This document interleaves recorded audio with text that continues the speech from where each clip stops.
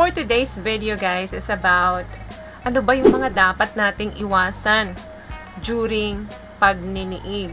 Lalo na kapag ang kapartner natin ay bago pa lang. Alam naman natin na ang sex is great fun, lalo na kapag nagagawa mo ito ng tama. However, may mga downsides din ito, lalo na kapag nagawa nyo yung mga bagay na pag-uusapan natin dito. Number 1, passing gas or yung pag-utot nang hindi mo sinasadya. Wala namang may gustong umutot ka, 'di ba? Habang may ginagawa kayo. Kasi distractions 'yan in someone's face, lalo na kapag may ginagawa siya sa inyo down there. Tapos bigla kayong mapapautot. Nako, mahirap i-recover 'yan. Nobody is eager to go down until hindi nalilinis yung hangin sa kapaligiran. Nangyayari ito madalas kapag nag-e-enjoy yung kapartner nyo at tama yung ginagawa nyo doon sa kapartner nyo. Hindi niya namamalayan na napapautot siya.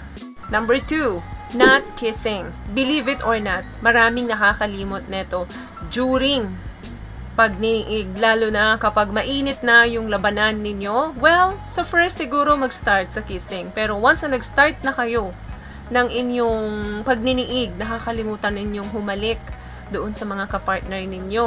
Maari kasing yung posisyon na kung ano yung ginagawa nyo ay hindi abot yung labi ng isa, kaya hindi nyo talaga nahahalikan. Maari din kaya hindi nyo nagagawa yun dahil baka masira yung rhythm nung inyong intimacy once na hinalikan nyo pa. But please, if you are going to bed with someone and they want to kiss you, please give them back. I mean, you kiss them back. That's the rule. Kasi kapag nagniniig na kayo, nakafocus na lang kayo doon sa position eh. And madalas, bira na lang ng bira.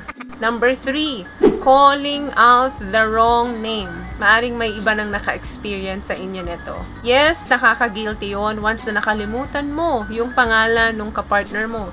Lalo na dun sa mga mahilig makipag one night stand. So, to be safe is, wag na kayong mag-mention ng pangalan. Mag-moan na lang kayo. Number 4, comparing someone else style. Yung tipong kinukumpara mo yung style na ginawa ninyo nung ex mo doon sa present mo. By doing this, you're simply doing two things. First, dahil kinukumpare mo yung ginawa ninyo nung ex mo doon sa current partner mo, hindi yun cool, hindi yun maganda. Pangalawa, rude yun. Nakakabastos doon sa kapartner mo. Trust me, there is no bigger turn off than this one. Another thing, not opening your mouth or yung tipong hindi ka nagsasalita ni wala man lang naririnig na reaction sa'yo yung kapartner mo. Especially a great sex, it's about communicating at magbigay ka ng hint doon sa kapartner mo na nagugustuhan mo yung ginagawa niya sa'yo. Silence during sex is a totally mood killer. Yung tipong para kang tuod or naka-steady na lang, naku, nakakasira yan ng mood kasi hindi alam ng partner mo kung nag-e-enjoy ka ba o nasasaktan ka dun sa ginagawa niya. So, speak up and communicate at magbigay ka rin ng konting hint na nasasayahan ka dun sa ginagawa niya. Another thing, yung tingin ka ng tingin sa orasan mo habang may ginagawa kayong intimacy.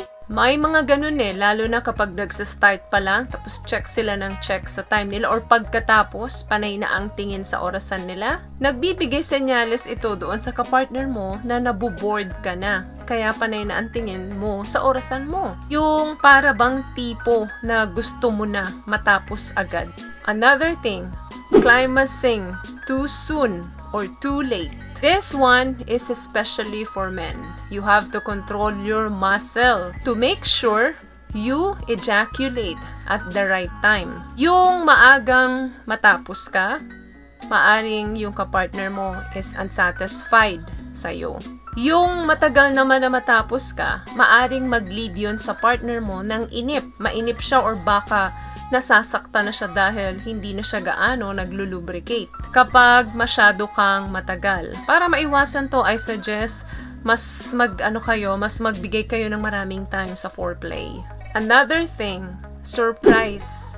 Hikis or yung mga chikinini, kiss mark na sinasabi. While many enjoy ng mga agresibong partner, hindi mo namamalaya na kakagat mo na or nasasaktan mo na yung kapartner mo.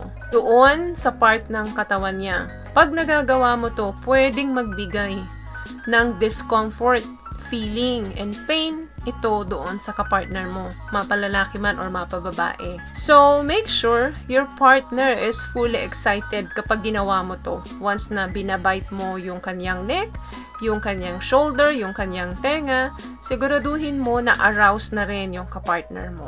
At syempre, gusto niya rin para maiwasan yung mga discomfort feeling.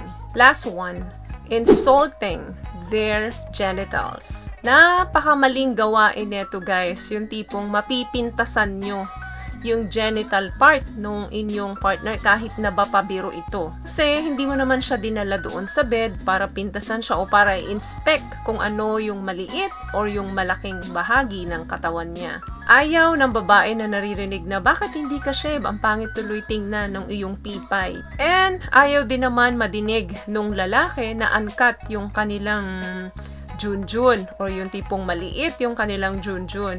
Wag na wag niyong sasabihin yan kasi malaking turn off yan sa isang tao. Kung may mga napansin kayong kakaiba sa kanya, isarili mo na lang. Wag mo nang sabihin kahit na pabiro mong gawin yon. Dahil malaking insulto or turn off sa babae at sa lalaki yon. So, next time na makapagniig kayo sa mga partner ninyo, especially dun sa mga bagong kapartner nyo pa lang, iiwasan nyo na yung mga bagay na to para maging happy kayo and mag-enjoy kayo dun sa intimacy ninyo.